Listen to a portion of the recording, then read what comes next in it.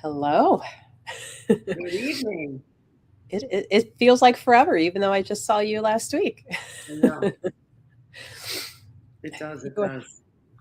joining us for part 3 of your story, Your Wise Woman Speaks Journey. Thank you.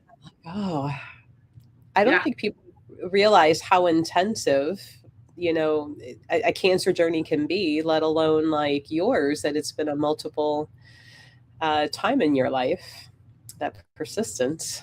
Yeah. Yes. And I'm very, very blessed. And thank you again, Melissa, for hosting this because a lot of people have asked, and I'm like, okay, I need an outlet. Who do I trust? So it's taken me a while. So thank you because I do trust you to do this and your audience so that we can leave some of what of a legacy about how to get through this. And you know, I have been told I make it look easy. And Melissa, you said something very prevalent last week that's about it's not about the suffering, it's about how you live through it. And Mm. in looking at bringing you up to date on today, I was like, that is so true because, when God gives you lemons, just make lemonade. And none of us get out of this alive. We've all come here for some reason to learn some lesson. And it's like, okay, God, next time I'm reading the fine print. However, you just make the light, you try to make the best of it as possible. And you just go on. But last week it was a very important thing that you said, and it stuck with me about how do you journey through life when God gives you lemons? You make lemonade and you make the best of it. Because none of us get out of this alive. So we're here just for a short period of time. So get on the horse and ride it as best as you can. And sometimes it's not that comfortable to ride it, but you do the best that you can. So and that's one of the things we were talking about earlier that I was like, how real to get tonight. So if I have time, I'll share some really real things about some real shit that goes on going through the cancer journey. And I like to say, I didn't have cancer, the tumors did, and the tumors are gone. And some of them are really gone. Like the 5 that were in my chest, there's like none. So I'm very grateful for that because I didn't have cancer, they did, and they're gone. So that's how I get through it. Denial has gotten me through this, and I'm very good at denial.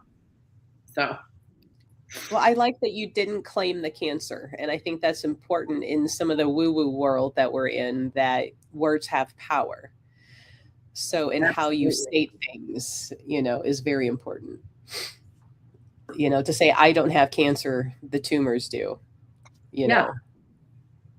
One of the things I learned very on is not to say my cancer because it's not. It's not. And is that a warning? We're trying to do this, folks. There's actually tornado warnings up where Melissa is. So is that a tornado warning, Melissa? No, that was just somehow a text got through that shouldn't have gotten through. Oh, okay. It sounded like a tornado warning from this end because we get them all the time here. And that's exactly what it sounded like when it came in. Okay, shall we get started on the third podcast of the series of 4? And well, I guess we'll just go ahead and start. So Yeah. we can bring you up to speed. I do want to just reiterate that if you are coming in on this third podcast and have not listened to all of them, that when you get to next week, it's really going to be important for you to have understood my background in terms of how I validated German New Medicine, because it really blends the woo-woo world and the metaphysical world and the medical world all together, because my journey has helped validate that. So the first podcast is my childhood, which is a very important part of my healing through these 27 years. And it's that my healing actually validated what German New Medicine says. So I would encourage you to go back to listen to that one. And also, just to reiterate, what we share here tonight is not an indication of my promoting medicine. It's not an indication I'm not promoting medicine. I'm not promoting German New Medicine. I'm not promoting anything that I told you I take. I'm simply here to tell you my journey. If it resonates with you, great. You can reach out to Melissa. She can get you in touch with me. You can reach out to me.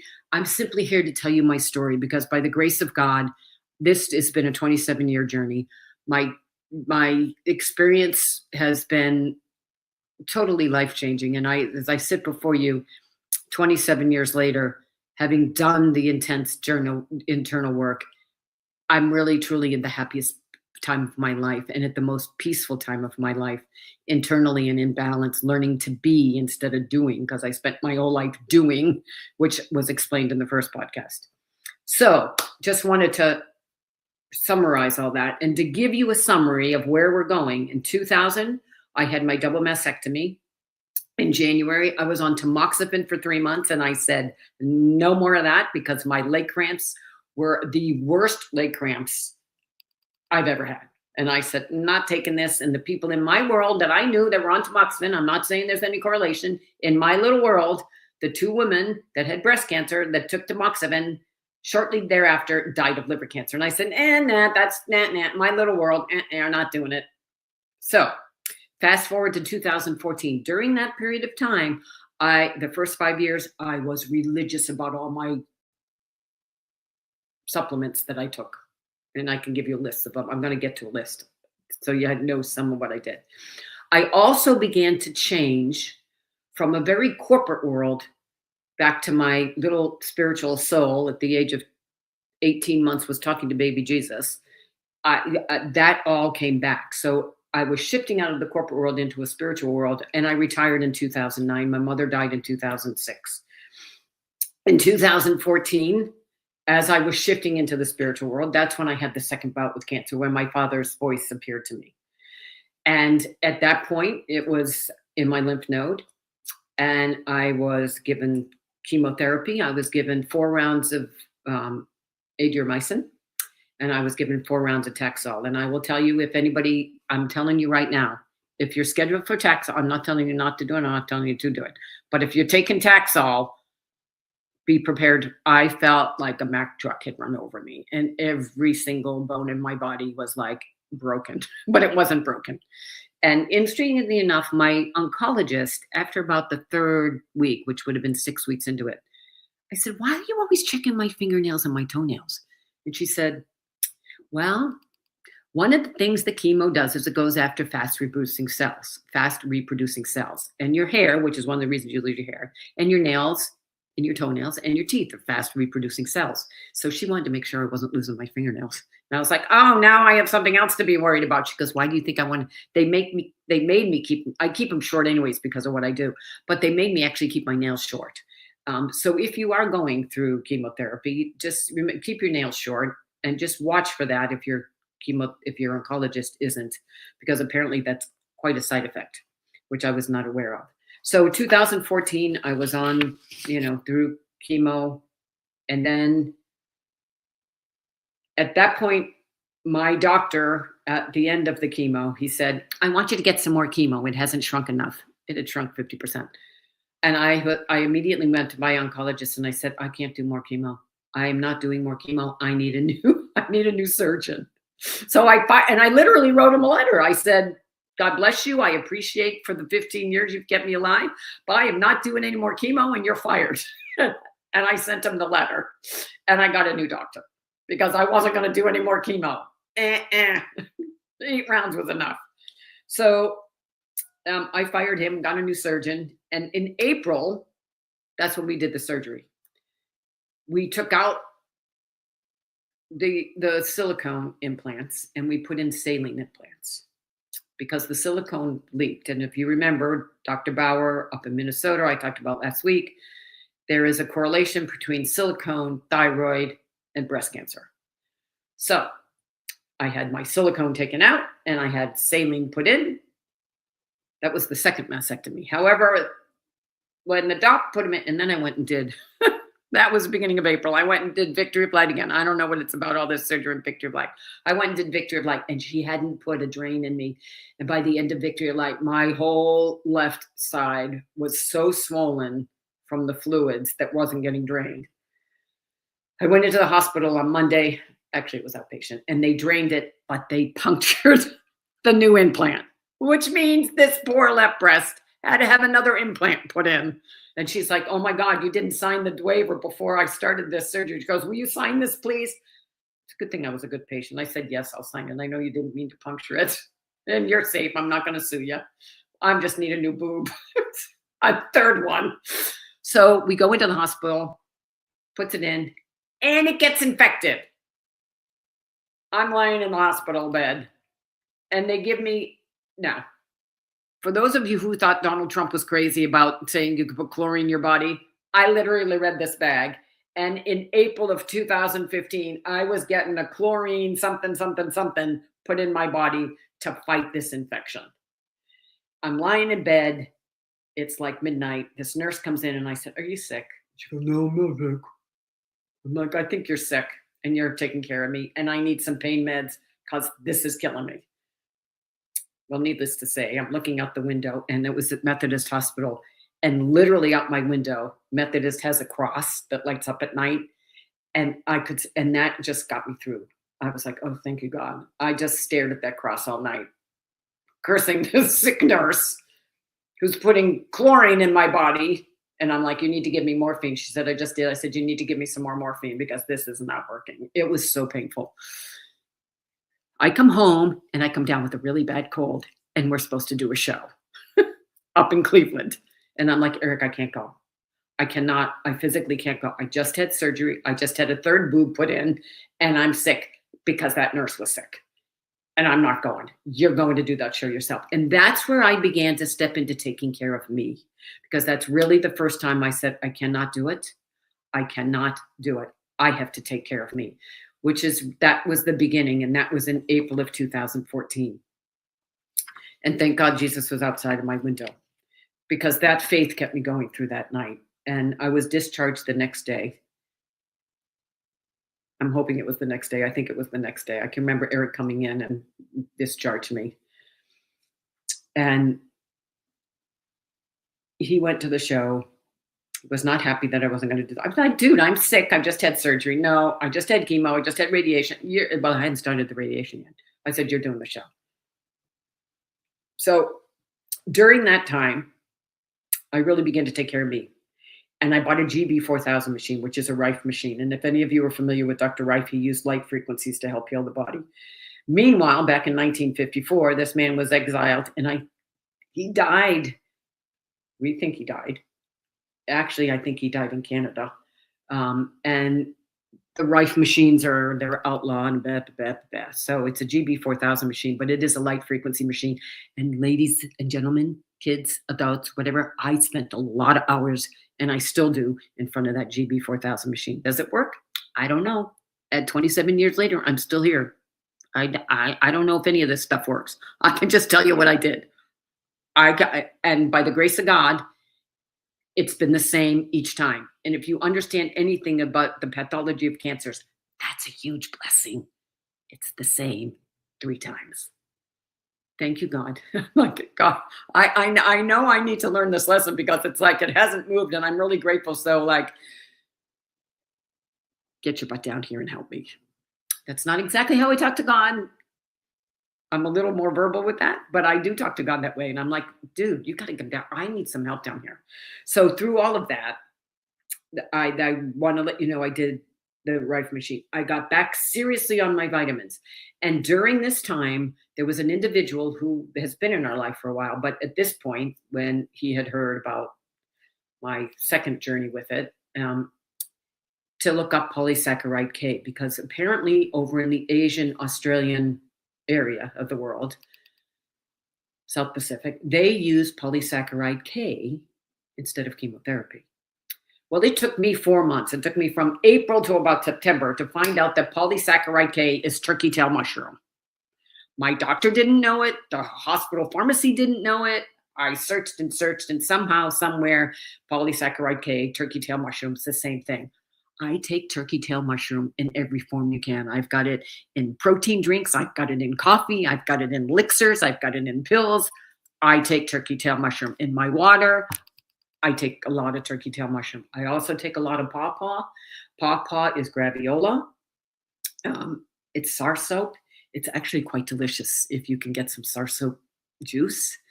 Sarsoap is used in the Caribbean instead of chemotherapy. So, and I take sarsoap when I can get a hold of it in juice, but I take a lot of it. I put it, there's a dried powder I put in my smoothies, and I take it in, and I keep looking over there because that's where my pills are, the vitamins. and I take that as well. For people who want to know what it is that I do, I take lots of turmeric. I put turmeric in almost everything I eat, on the salad, in the eggs, pretty much as I can. I do a lot of mustards because mustard is yellow because of its turmeric.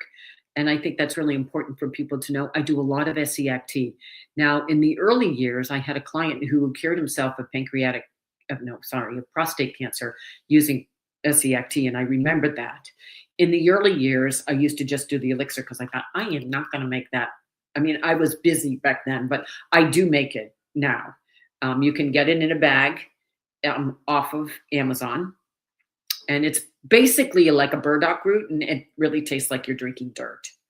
And my father always said, if it's good for you, it'll taste awful. And he's absolutely right, because this stuff does taste awful. It actually is a acquired taste to some extent. My body really likes it. It builds your immune system. There's also a lot of stuff in there that helps with parasites. And a lot of people have asked me about ivermectin.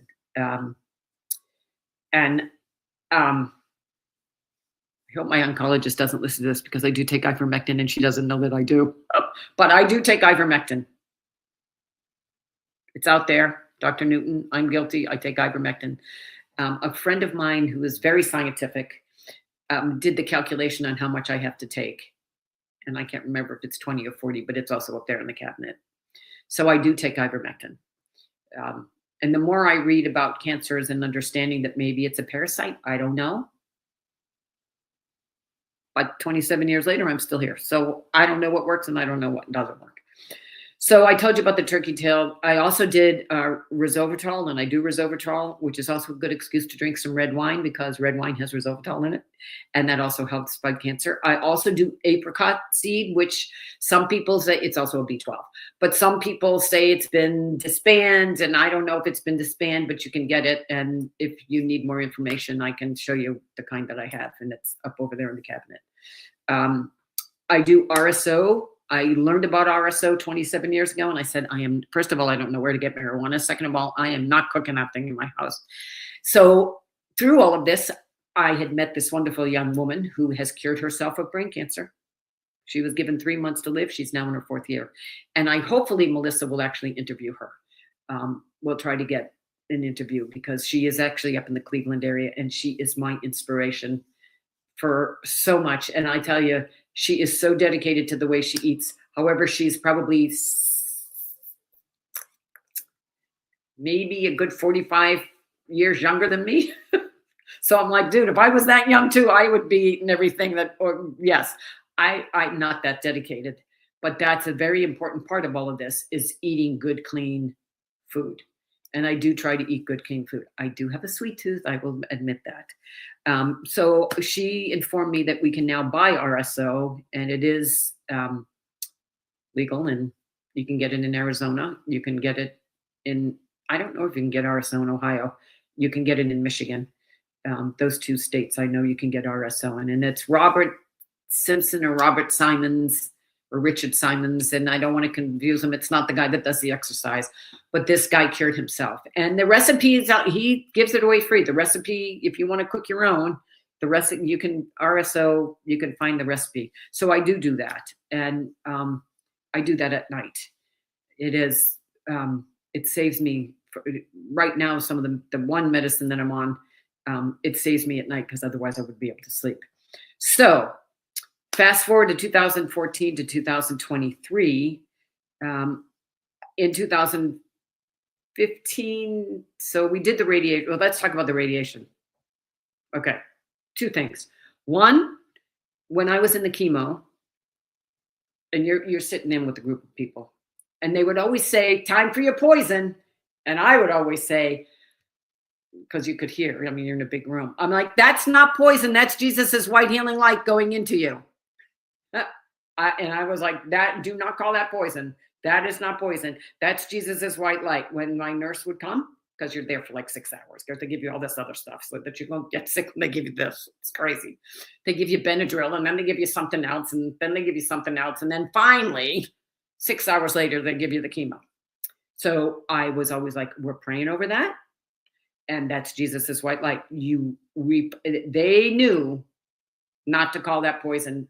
anywhere near me. And anybody that called their other people's poison, I was like, that's not poison. That's Jesus's white light going in to heal us.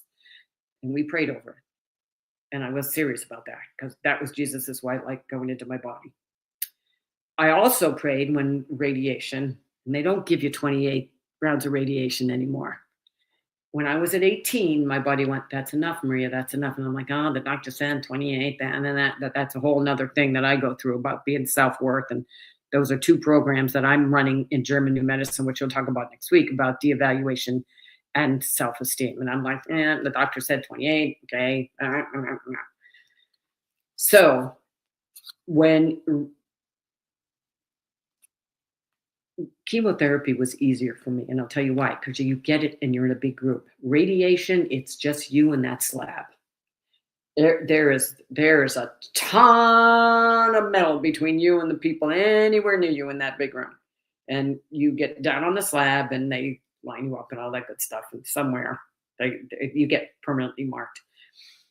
But I'll tell you 2 things that are really important. One is, and I write about this in the book, it really, when I literally would see, because you can see the machine and it moves, literally would see a white ray of Jesus's love coming through my chest and healing my chest.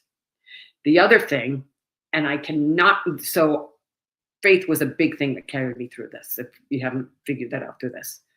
However, this is really important, anybody going through radiation of any kind.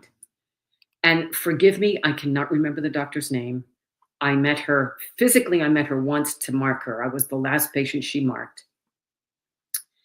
And when I went in to be radiated, a gentleman took over, another radiologist took over. So I don't remember this woman's name. She was retiring.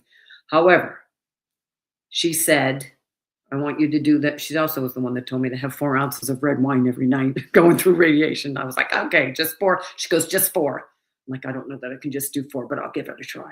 I did just 4. She had me do something that to this day I am extremely grateful for. I have no burning. I have no graying on any of my tissue. That was 28 rounds of radiation. And this is what I did. And I've told other people this, and they have come back to me and said it has truly helped save them. Every night, I would take a cup of water. And because my skin is olive, she made me take 6, and this is the key, green tea, caffeinated green tea. Caffeinated green tea. And I said, any special brand? She goes, I don't care what brand you use, just get caffeinated green tea. Apparently, there is a sunscreen, a natural sunscreen in green tea. She said, you have to steep it in a cup of hot water overnight, and then you spray it on before you go into radiation. Well, if one thing you've learned about me through this podcast, type A personality. So I would cook it at night, and I got a little spray bottle from Target and put it in the spray bottle, a little, what's that? It's the funnel. It's a funnel, a little funnel to put it in this little thing. And literally when I got up in the morning, I sprayed my whole area of the breast. And then I would go to radiation, and I went to radiation in the morning. And as I was thinking about this, I scheduled my radiation in the morning at 9 o'clock or 8 o'clock, 8:30, 9 o'clock. And the reason I did that, folks, is think about this. For me, I have control over my mornings. My day can get this way, this way, this way, this way. The best plans of mice and men. I have notes everywhere. This is what I want to do today. And I might get one thing crossed off because I am very much trying to live in the moment.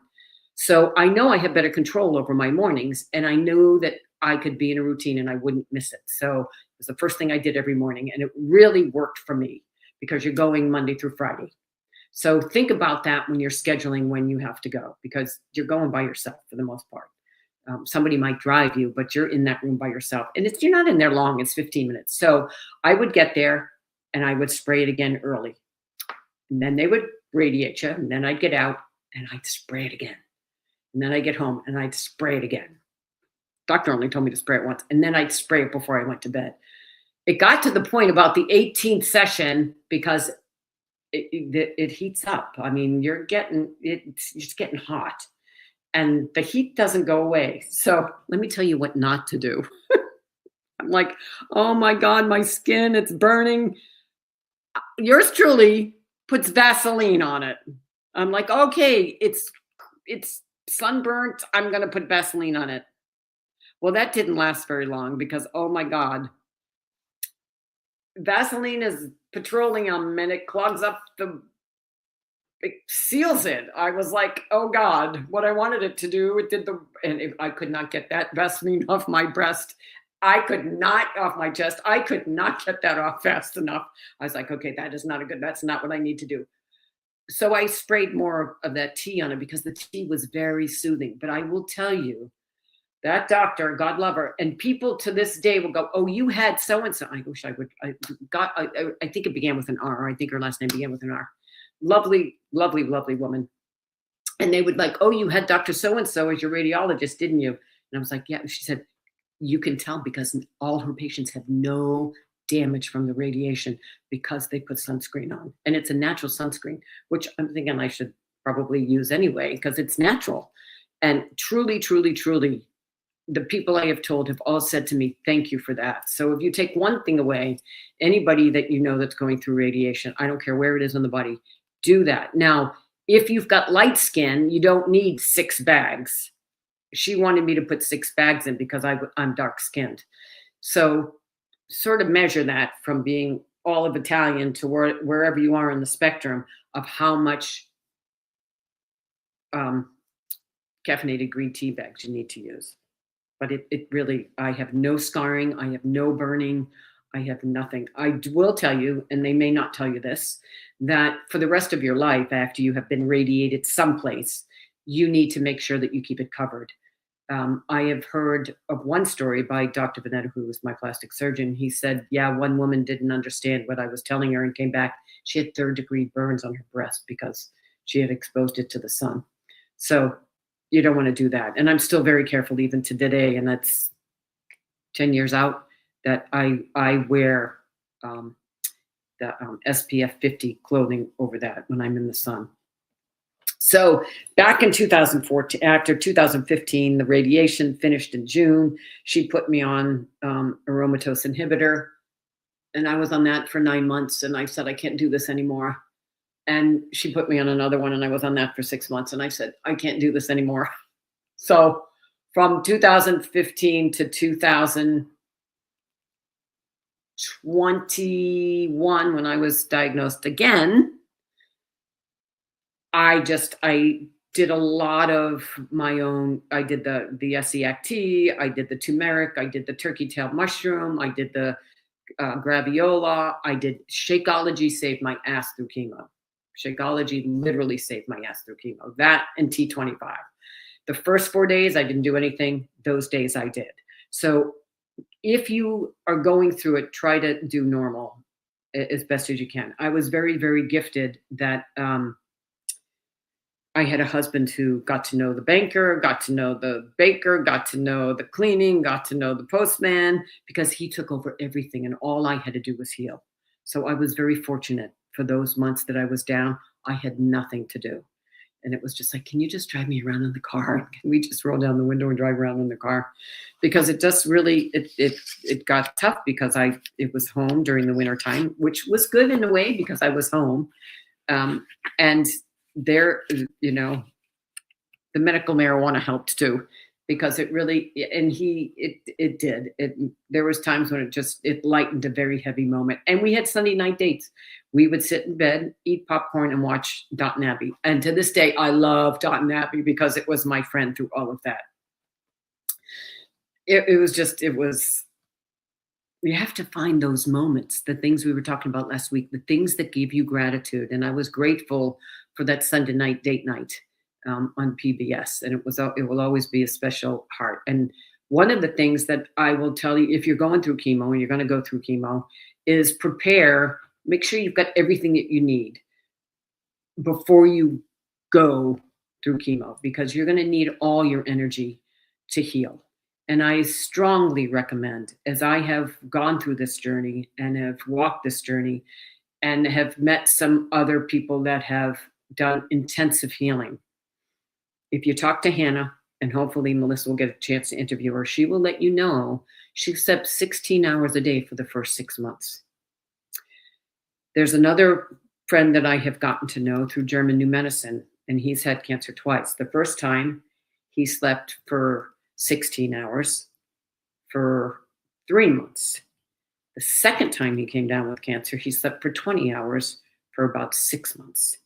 And one of the things that I have done to heal through is really spend time sleeping.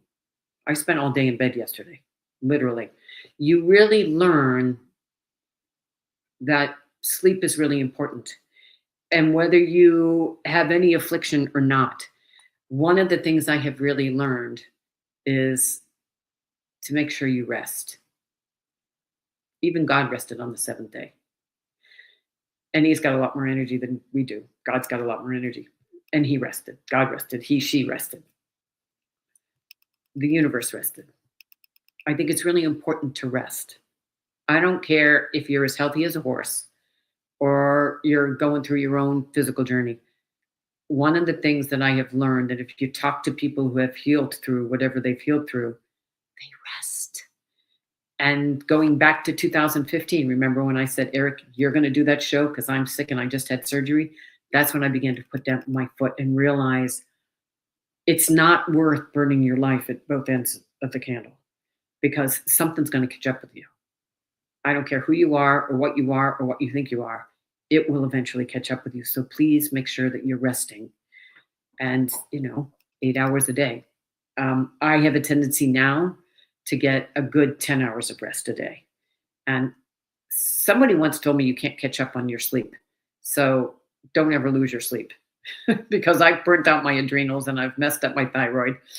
And because I just said to my endocrinologist, I said, yeah, I'm trying to heal through the thyroid and the adrenals because my adrenals got burnt out because I was burning the candle at both ends, which messed up my thyroid. And she said, you didn't do anything to mess up your thyroid.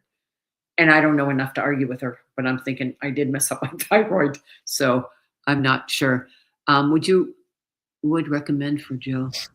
A Joe Rogan interview with Matthew Walker. He is a sleep specialist. Sleep is way more important than people think. Oh, well, thank you. Chair Bear. Care Bear, thank you. Yeah. I got to adjust my glasses. Thank you, Care Bear, for Joe, she just wrote that Joe Rogan is interviewed with Matthew Walker, and he's a sleep specialist. So that's another reference that you can look at. So thank you for that, Care Bear, for sharing that because sleep really is very important. And as I said last week, Melissa was talking about suffering and not letting the suffering dictate how you live. And I want to just say, I really do think my attitude of gratitude has helped me get through this in a very, very gracious way. But do not put Vaseline on where you've been radiated because it's just going to keep the heat in. That was not funny. That was not funny, but it was sort of funny. So through 2015 and through 2017, I wrote a book and I started writing the book. It started out as a journal just to get me through the second time going through it. And I sent it to an editor and the editor said, I don't want to know about your journey. I want to know what you did to heal. So I was like, oh, so I rewrote the book and that's what's published. But it's interesting about looking at the emotional side of the situation, looking at your foods and making sure you're self-care and doing a lot of internal work. And I began through 2015, through my second journey, my life had begun to shift. As I said, got a lot more spiritual, did a lot more internal work. During that period of time, I was certified in crystals, 3 or 4 times with Naisha and Melody and Karen and Naisha again, and also certified, became an ordained minister in the spirituals church, became certified as a psychic and medium for LWISSD, Lisa Williams International School for Development, Spiritual Development, went to Arthur Findlay College, did a lot of training over there. So my whole life really became, once I got out of the corporate world, very spiritual and accumulated a lot of healers in my life through this period of time, because that's what a lot of what I was doing crystal healing work and Reiki and things like that. In 2020, March of 2020, yours truly got a COVID shot. And I'm not going to bring this up for argument. I'm just telling you my story. Got my COVID shot because we wanted to travel. And when Johnson and Johnson came out, I said, Eric, I want the Johnson and Johnson because Johnson and Johnson. My dad loved Johnson and Johnson. He used to curse them because Johnson and Johnson doesn't ever give me samples, and I recommend them and I love their product, but they don't give out samples. And my father was like, I'm really glad they don't because they keep their prices down for their patients. But he said, but I, as a doctor, I'd like to have their samples because I really like their product. So it was really funny. But so I was like, I'm going to get Johnson and Johnson. So I got a Johnson and Johnson vaccine in March.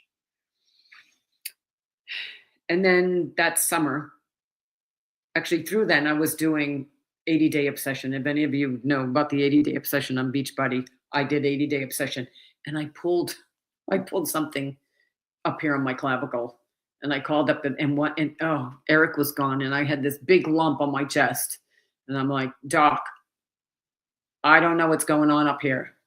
So she checked and it was fine. I had pulled some kind of muscle in here, and I was like, she goes, take a picture of it. And she went in and she said, it's just from too much exercise and jumping up and down on the floor in the kitchen through all of this. So and then June of 20, I was having some severe leg pain. And I called her up and I said, well, I texted her and I said, we need to check this. My long bone is hurting. And it does I'm just sort of compromising and keeping it short, but it had been hurting for a while, and enough so about 3 months later, I'm like, we need to check this because one of the places breast cancer can spread to is bone. And I'm thinking, long bone? I got an issue with my long bone. She goes, well, go to your regular doctor and get it checked out. I said, Doc, with my history of cancer, let's not. No, we're going to check this out first, and then I'll go to my regular doctor. She said, okay, come in. I said, literally, I'm in pain at night, and it was my long bone on my right leg. So she said, well, let's get an MRI. I said, thank you, because we need to make sure, we need to rule out that this is bone cancer. So she calls me up, and she said, and it was my birthday. I said, literally, she called me. It was about 5 o'clock, and we're sitting outside. We were having a glass of wine, enjoying the beautiful sunset. Well, it wasn't sunset yet because it was still 5 o'clock, but we were getting ready for the sunset, and it was in July. And I said, Doc, I know you're not calling me for my birthday. What's up? She said, well, your MRI lit up with 5 tumors in your chest. I said, okay, now what do we do? She goes, well, I think they need to be biopsied. Come on in and we'll talk about it. So I was like, oh, shit. So we went in, we talked about it, and they lit up like a Christmas tree. Oh, my God. I mean, literally, my chest lit up like a Christmas tree. And I was like, oh, I guess we're going to biopsy these, huh? She goes, yeah, we'll biopsy the one in the chest. I said, can't we just go in and take them out? Can we just? She goes, no, not where they're located. We can't just go in and take them out. And one's too close to the heart, blah, blah, blah. And I'm like, just go take them out. That's how my solution to everything is. Just go take them out. Just remove them. She goes, no, we really can't do that because of where they're at. So we biopsied it, and it came back it was not cancer. Now, at this time, from that moment when those lit up, she goes, this isn't what we expected. I said, no, but I'm really grateful for whatever was going on in my leg because I wasn't having any pain up here, but my leg was killing me. And it turned out it was my IT band. I love my IT band because it showed all of this in my chest. So I love my IT band. And every once in a while, it still kicks up, but it's like, oh, thank you because you saved my life up here. So we biopsied it in June of 20. And it came back, it wasn't cancerous. So remember all those healers that I'm working with? Well, now they began working with me. And we did some serious, whether it was on Zoom or whether it was in face. I did a deep dive while we were watching this with different healers from all over, from California to the Netherlands, from Canada to Florida, and everything in between. And I'm very grateful for all of them, for how they have guided me, for how they have helped me, for all of the tears that they've guided me to cry. I cannot thank them enough. There's a lot of them to name, so I won't name any of them because I'm very grateful for each and every one of them. They know who they are. You've helped save my life because we did some really deep work.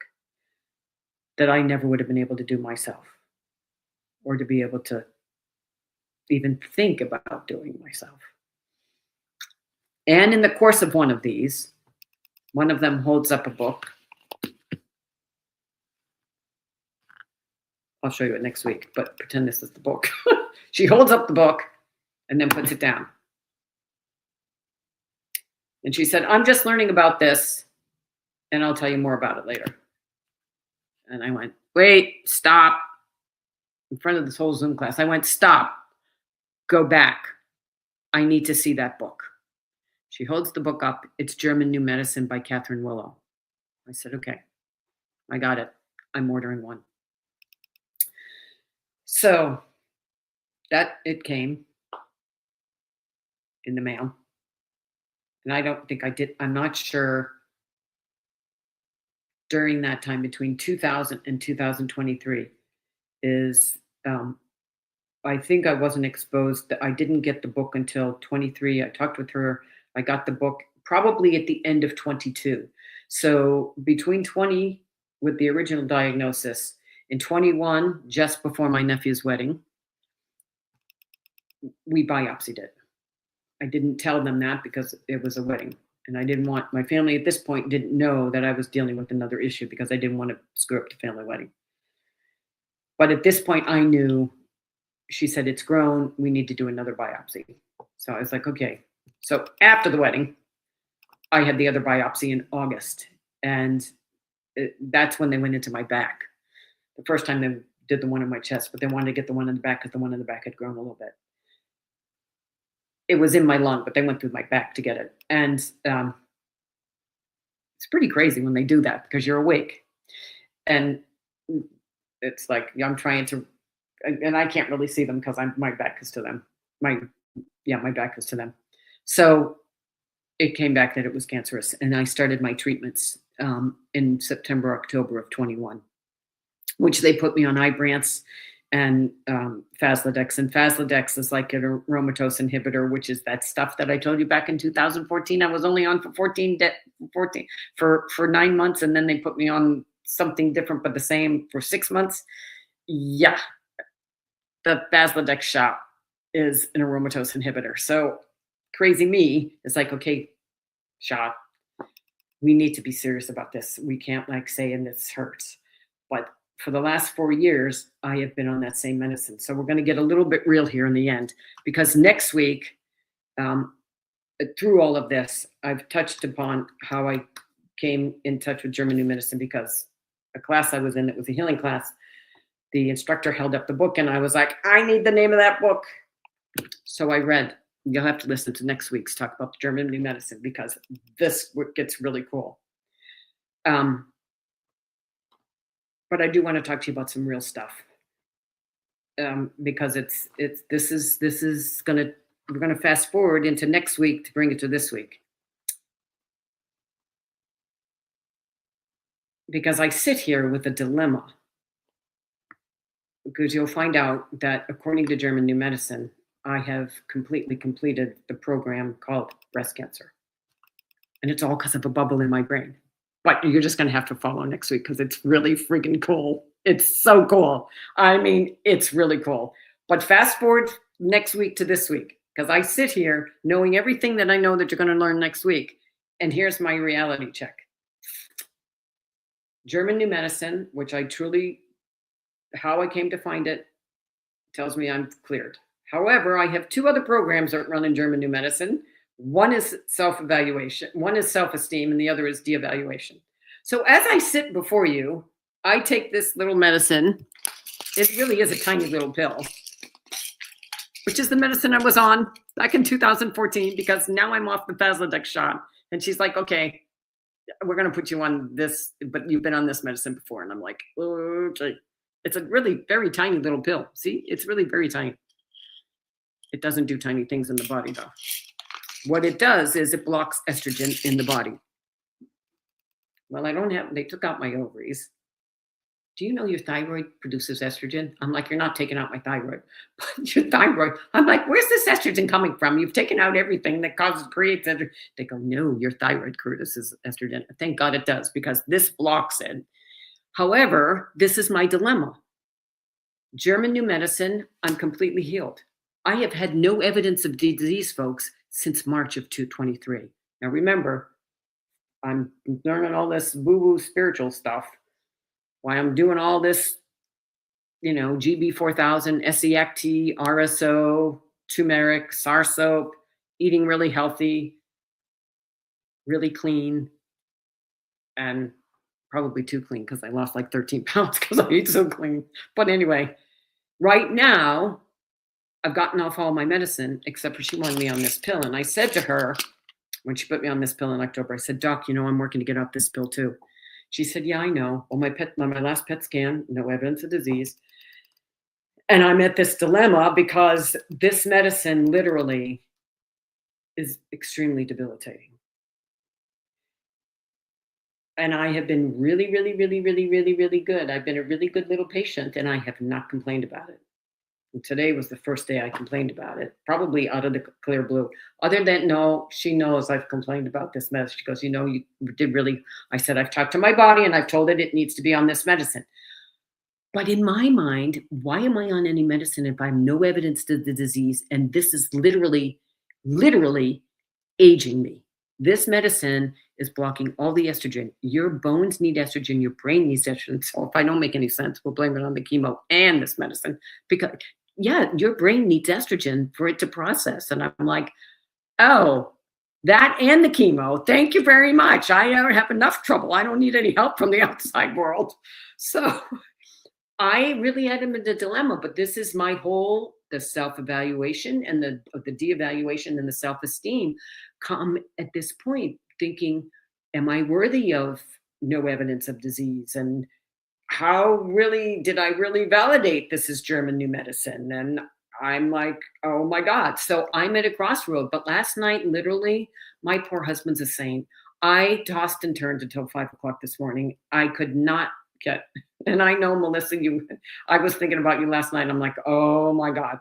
I was like, Eric, I'll go in the other room. And he goes, no, just stay here because that way I can monitor you. And I didn't fall asleep till 5 o'clock this morning. And so today I'm right to the doctor and I said, something's got to be done. I said, I'm taking this medicine every day. I promised you I would,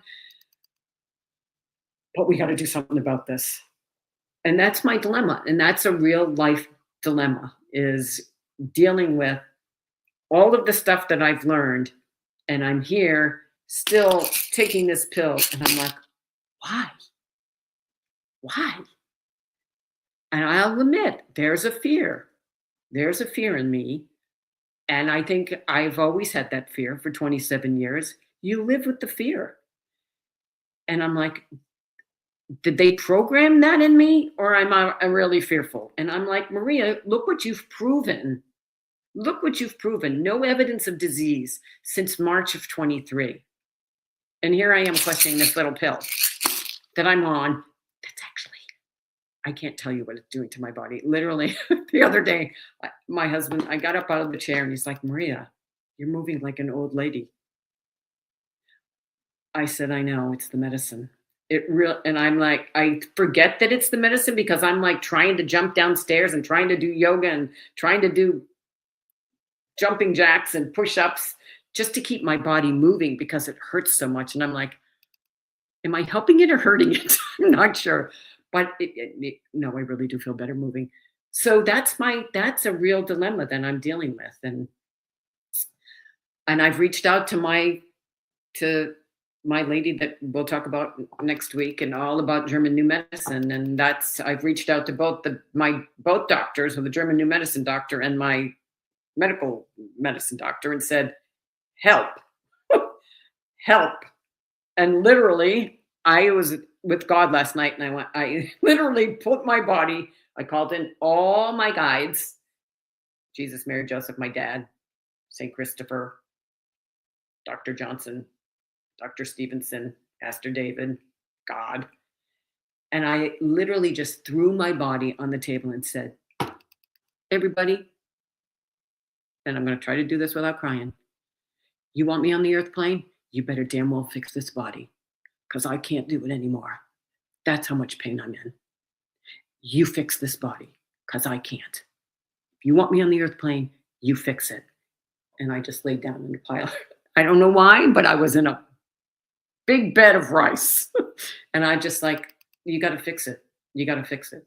So this morning I ended up writing both of those. So that's a real life dilemma with this Femara. And as I mentioned to my oncologist, and I did mention to my oncologist about some of the pain from the Faslodex shot, because I know it's the same medicine. Sometimes knowing some stuff isn't so good. And you know what they both tell me? Well, that's the number one reason people get off this medicine is because of the pain. And I'm like, oh God.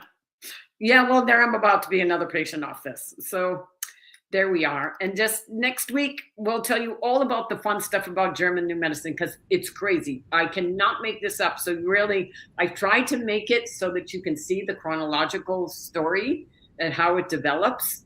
Just remember that from 2020 to 2021, when I started the medicine, I was deep from the time this lit up, deep into doing self-emotional healing and doing all the other medical stuff too. But I'm just saying. So thank you for listening to the third podcast, and the fourth podcast is going to be crazy fun. It's crazy fun. I think it's crazy fun. So, well, I'm excited for it. Yeah. Thank you. Well, thank you for listening, everybody. And we will see you guys all next episode. Good night. Bye. Thank you.